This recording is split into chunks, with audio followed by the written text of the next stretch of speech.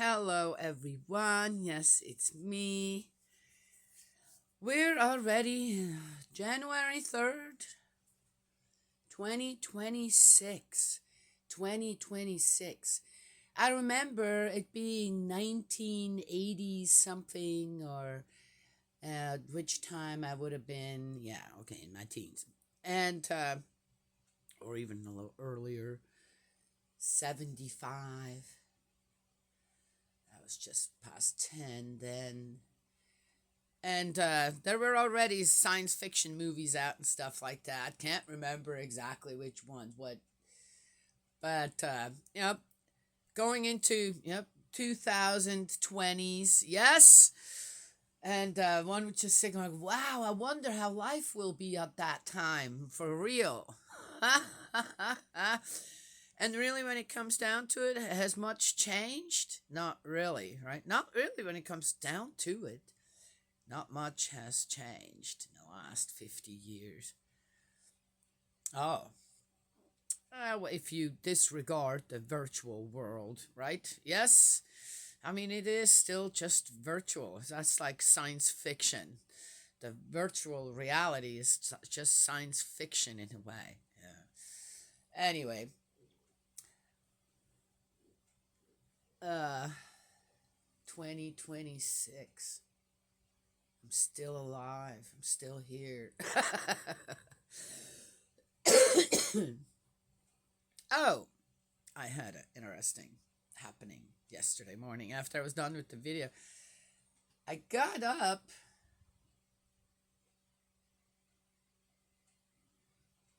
and I smelled something in my bed. Smelled something. And I thought maybe Otis or June didn't finish up their doo-doo well enough and brought some in or something. Nope, they were clean. That was all good. And I'm going, where does that smell come from? Is it me? No, I couldn't be smelling like that.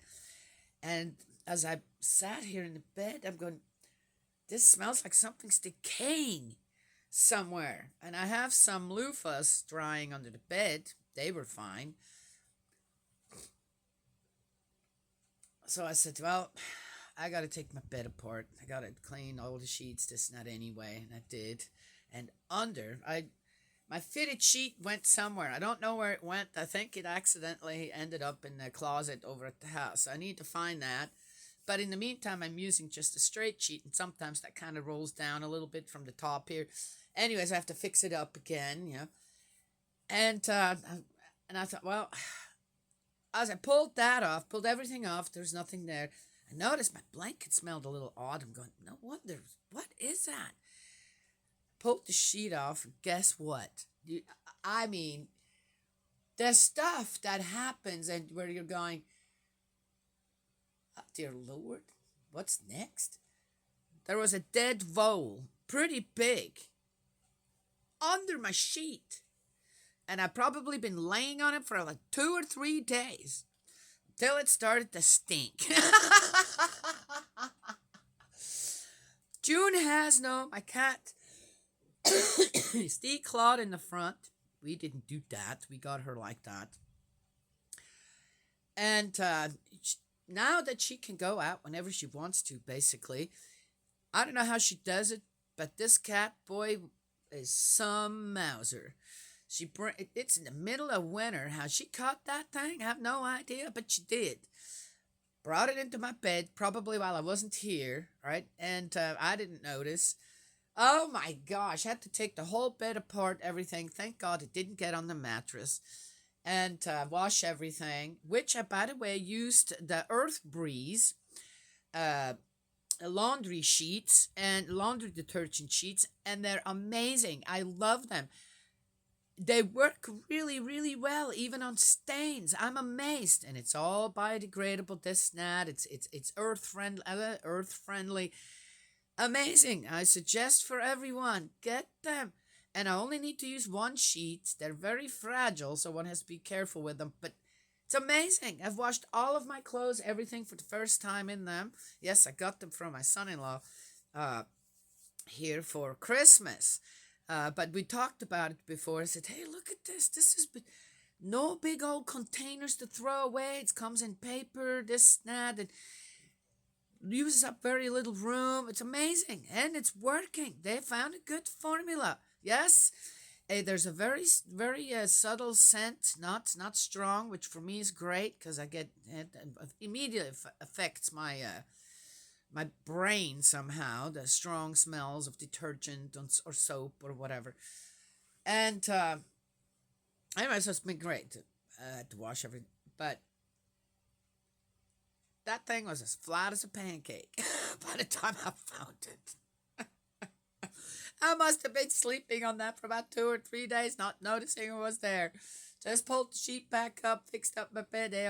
Oh my gosh, right? Oh, how gross. That was really gross. One of those things, going, well, got animals, so they do what they do. So what, am I going to change anything? No, I had a talk with June saying, hey, look, could you please not yet? So now I just know I have to be more careful because she likes to bring in her trophies, show them off, you know. Yeah, I'd rather not sleep on them.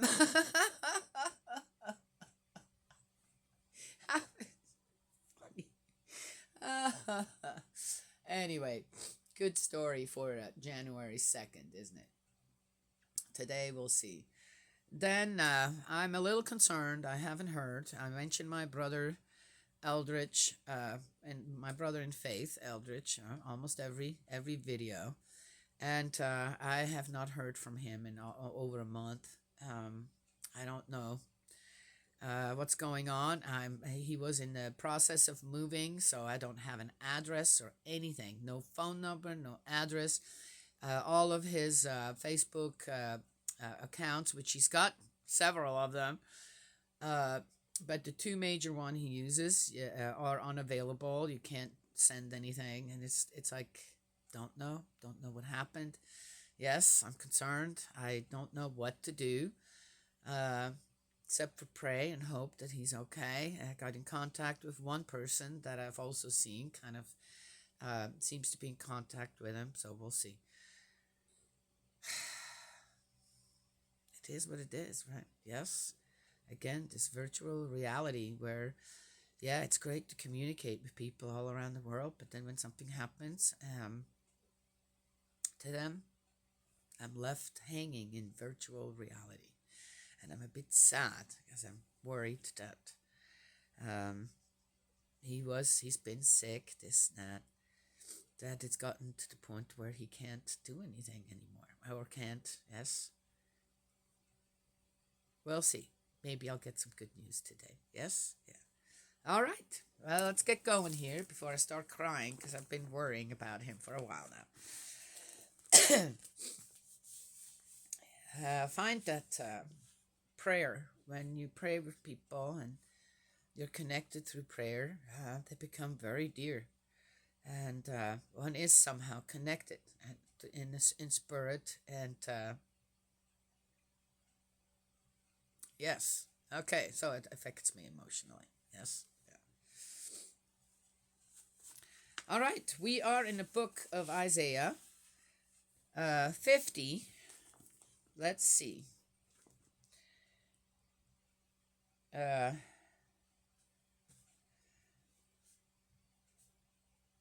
Israel's punishment. There was something else I was going to say, and it's kind of gone right now, so that must have been important. And I need to get other glasses.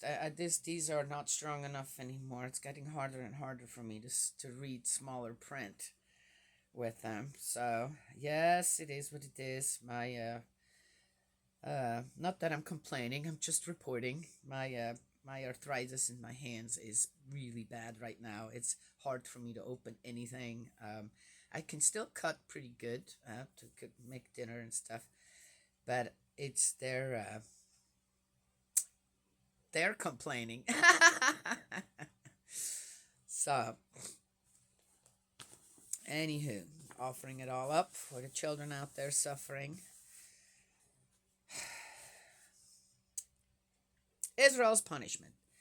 Thus says Yahweh, where is your mother's writ of divorce by which I repudiated her? Or to which of my creditors have I sold you? Look, you have been sold for your own misdeeds. Your mother was repudiated for your acts of rebellion. Why was there no one there when I came? Why did no one answer when I called? Is my hand too short or to redeem? Have I not strength to save? Look, with a threat I can dry the sea and turn rivers to desert. The fish in them go rotten for want of water and die of thirst. I dress the heavens in black. I cover them in sackcloth.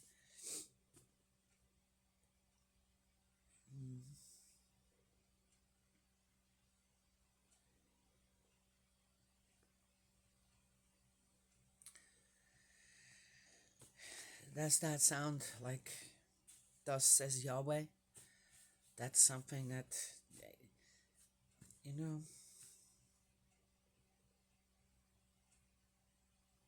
so confusing again because we read now two or three little chapters over here that, if you come back to Israel, then everything will be fine, and this and that, and I don't know what. Then they went back, and then this is happening. And again, it's, well, what are you expecting? Yeah, but you said, right.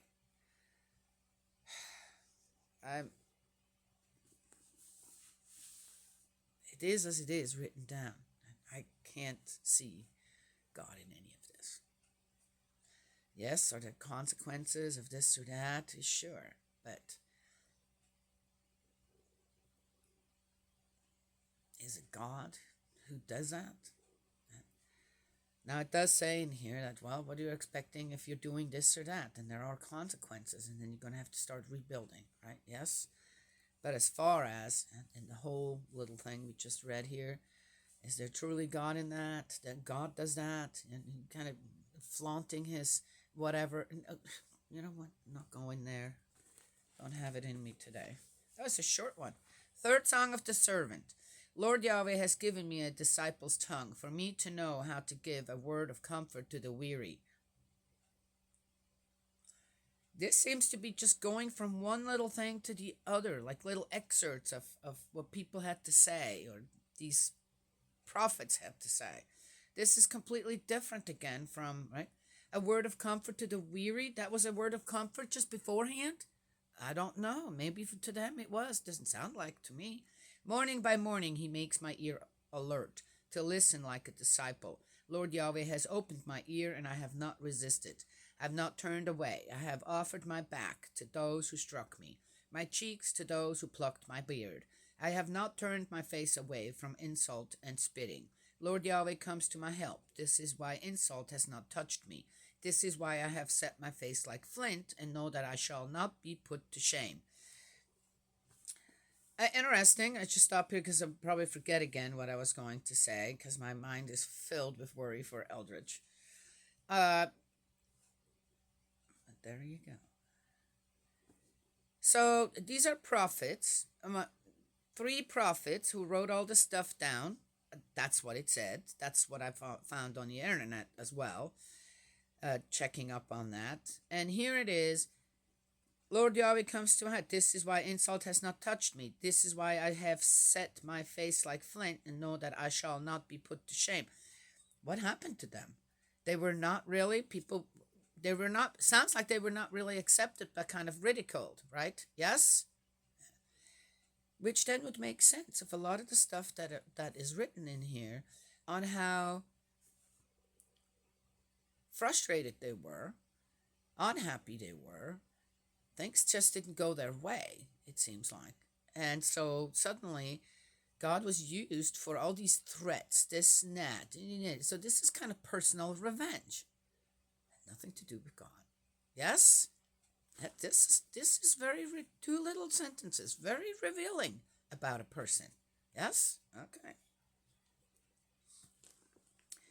He who grants me saving justice is near. Who will bring a case against me? See? Let us appear in court together. Who has a case against me? Let him approach me. Look, Lord Yahweh is coming to my help. Who dares condemn me? Look at them, all falling apart like moth-eaten clothes. Which of you fears Yahweh and listens to his servant's voice? Which of you walks in darkness and sees no light? Let him trust in the name of Yahweh and lean on his God. Look, all you who light a fire and arm yourselves with firebrands, walk by the light of your fire and the firebrands you have kindled. This is what you will get from me. You will lie down in torment. All right. Well, he sure told him. When I realized, and we'll talk about that later in my life, let's mention it shortly here. When I realized that I felt to be, I guess, kind of a tool for God, a voice for God, I realized that I had to put all of my own ideas on my own, or in a way that I would want it, how I would want to respond to certain things aside. Because if I didn't do that, then I was just giving myself. But then I wouldn't be a tool for God anymore. Couldn't be. I had to lay everything aside and truly listen. Truly, okay, what am I experiencing, for what reason, and what can I give according to that? And I find that here in the book of Isaiah, that's not happening. Though they may all three of these prophets may very well be getting inklings of epiphanies of things on how God truly operates, how God truly works amongst mankind, right? And the purpose of life. Right? They couldn't put aside their own personal emotions or discontent, frustration, unhappiness over on how things didn't go the way they wanted it to go. And then they ended up using God for all kinds of things then, and it didn't work. It never works that way. Hence, we shouldn't be, as Christians or any religion, be surprised when people are done. Done in a way that they're being taught that they're the only ones. They're the chosen ones. They're the this, they're the that. It's still today, it's like that. Every religion out there feels that way. Every congregation feels that way. And because they feel that way, then they feel like they have the right to go out, just as these guys did, to go out and start judging and persecuting people, rather than just keep teaching. But keep teaching with the heart to mind of our Heavenly Parent. And one of the things that I so like about, and again, that's for me, that I like about our movement, True Parents, the Second Coming, as we call it, is on how True Mother put, and I believe True Father was as well, but True Mother really implemented and emphasized on Heavenly Parent. It's our Heavenly Parent. God is our Heavenly Parent. Yahweh is our Heavenly Parent. The parent of it all, for that matter. Yes? The owner of it all. Yes. Master of it all. Yes. But in what sense? To come and punish when you're not a good kid? Or to go say, oh, okay, well, that's not going to work. Not really. So try to regroup and change direction. Yes? Otherwise, who knows what's going to happen? That's true. That is true. But it's always done with a loving heart. Never have I experienced God, our Heavenly Parent, in a way that I'm going to get you. You watch. Next time I come around you, you're going to get it, this or that. Or if you don't. The reason I like it so much, Heavenly Parent, is because I'm a parent. And I can the best relate as a parent in my own family, my own children and grandchildren. I can relate to on how our heavenly parent, God, Manitou, Allah, yes, relates to us. If we are created, if, I say if, because it seems like even amongst believers, that doesn't seem to really sink in. If we are created in the image of our heavenly parent, and in the way that I am as a parent, surely I'm not better. And I have still to learn. There's still a lot to learn when it comes to all of that. And the ultimate parent surely is way more loving, understanding, wanting to teach better, even more so, right? And guiding all the children of earth into a better direction, a good direction. Yes? For the better of everyone, the happiness of everyone, content of everyone. And not continuously fuel discontent, unhappiness with threats, revenge, vengeance. Against whom? Ourselves? I'm just saying. Yes? Yeah. So, again, I'm doing this for the reputation of God. So I'd like to give God in the way that our Heavenly Parent, Heavenly Father, Heavenly Mother, whatever people need out of that presence that is there for everyone in the form that they need it. When it comes to the side of goodness, the loving side, the side that wants to be taught and be teaching. Yes? Okay. Let's see. There are a few more things in my own childhood. Let's see where we're at here. I'm going to finish this up pretty quick. The migraines was pretty devastating for me. It was a migraine or headaches just about every day. Okay, not migraines every day. If I had it only once a week, that was great. Yes. Got used to dealing with them. No, never. I had... My mom brought me to one specialist after another. It went on and on and on until I was just kind of done. I said, Mom, I was 18 when I told her. I said, Mom, we're done. The last time she brought me to a holistic healer, and that one told me that on the end of my spine, that little tip, right? I had a crook in it, and that was catching my nerves, and that's what's causing. Anyway, I didn't know. I had acupuncture, which was the worst thing I've ever went through. I know. Most people say, "Why would you do?" It was the worst experience ever. I have no idea why, but I laid there with needles all over in my body. They left me laying there. It was about 16 at the time. They left me laying there on a slab, and they left and left me there for about 20 minutes, and I thought I was going through hell. I was laying there, and I couldn't move, and every cell, I felt like, or every nerve, I felt like I felt every nerve in my body, and all I wanted to do was just jump.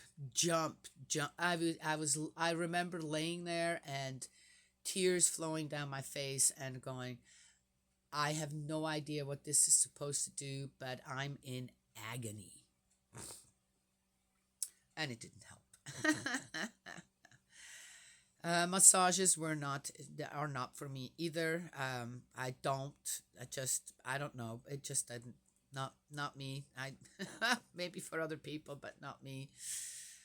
So my mom tried, and it just, nobody could figure out why I had these migraines. My ears were checked. My eyes were checked. My everything. I mean, if there was anything to be checked to see why I had these migraines, it was checked, and nothing checked out. So I lived with them. I learned to live with them, and I did just fine. There is one experience that I had. Let's see, how do I have time for that I'm going to share about that time. Then later on, as my life goes on, I have a wonderful experience about that. I mean, about the migraines. I was about 11, 12, and I came home and my head was throbbing so bad. I had a routine where I would come home, go to the bathroom, throw up if I hadn't already, which sometimes happened on my way home. I couldn't hold it. One time it happened, one time only, thank God, in a bus, and I, instead of throwing up on the seat or on the floor, I threw up all over myself so that the bus wouldn't get, yeah, I know, right? Yeah, yeah, that's me. Throw up over all of yourself rather than get the bus dirty that someone else has to clean up my vomit. Um, I would go and throw up. I learned how to throw up as a very young age on purpose. Yeah. No, I wasn't bulimic. I only did that when I had a migraine and felt so nauseous. And then I would take some aspirin and would take some aspirin. Sometimes that would be enough, and sometimes that would I would throw up some more. Then I would take some more aspirin. Then I would go and lay down, and the throwing up makes your head just about explode. So you go and lay down, and your head is ready to explode. That my head hasn't exploded is an absolute wonder to me. Call it a miracle. I remember that one time I laid there and I thought, I just want to die. I just want to die. I'm done. I'm done living like this. 11 or 12 years old, or maybe in between. And I remembered having my face in the pillow because that helped. And I laid there and I stopped breathing. I just stopped breathing. And I realized I didn't have to take a breath. The time went by and went by and went by, and I'm going, and my pain was gone. I'm going, and I didn't move. I just laid there and suddenly realized that I wasn't in pain and I wasn't breathing. And I thought, oh my gosh, I could really die right now. I think I'm dying. And then suddenly I had this vision of my mom, my brother, and my sister after I would have died, and the pain that they would go through, especially my mom, and the change that would create in their lives, the bad change, a damage, there'd be damage because I couldn't take the pain, because I was done living. And I thought, no, I can't do that. I can't. Especially my mom says, oh, I can't do that. I can't do that to my mom. What am I doing?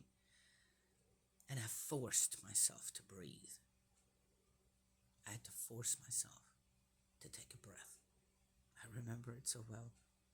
I did, and all the pain came right back. That only happened one time. Never did I think about dying again after that when I was in pain, or just never, ever. Nope.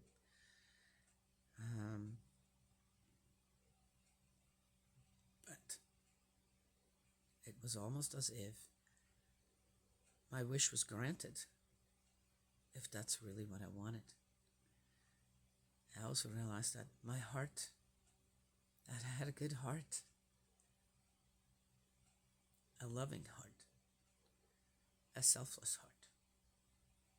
Yes. I was going to do that. Couldn't do it, though. Couldn't do it to the people around me. Anyway, I was a child. That was it. That's as far as it went, right? Yes, I could add more to it as an adult, but that's as a child. And I realized that I was very special. I was very special to Spirit World and to my Heavenly Parent. Yes, and to myself. And everyone should somehow feel that way. Because we all are. When we realize that, we start to live a great life. Always. Regardless on what happens. Regardless on where we are born around the world, what comes towards us, this and that. We somehow will just know how to do the right thing and start guiding people as well. Sometimes they will listen. Don't get upset. I just look at people and say, well, if you don't want to do that, then all right. I'm still going to continue doing it, though. You still have to be the example out there, regardless. Yes? Yeah. That's all I have to share today. May Heavenly Parent bless and protect you, guide you, embrace you with love. Eldritch, I don't know where you are. I don't know what's going on with you. I love you. I'm going to be praying for you. Yes? And everyone else watching here. Yes, thank you for watching. 2026, Faith Forward. Yes. Yes. It's going to be a great year. I have a feeling it's going to be an amazing year, regardless of what's going to happen. It's going to be an amazing year. Last year was an amazing year. Before that was an amazing year. It just depends on how your heart to mind decides to live with everything that goes on out there and the presence of our Heavenly Parent. Yes? That's all I have to say. And I will talk to y'all another time.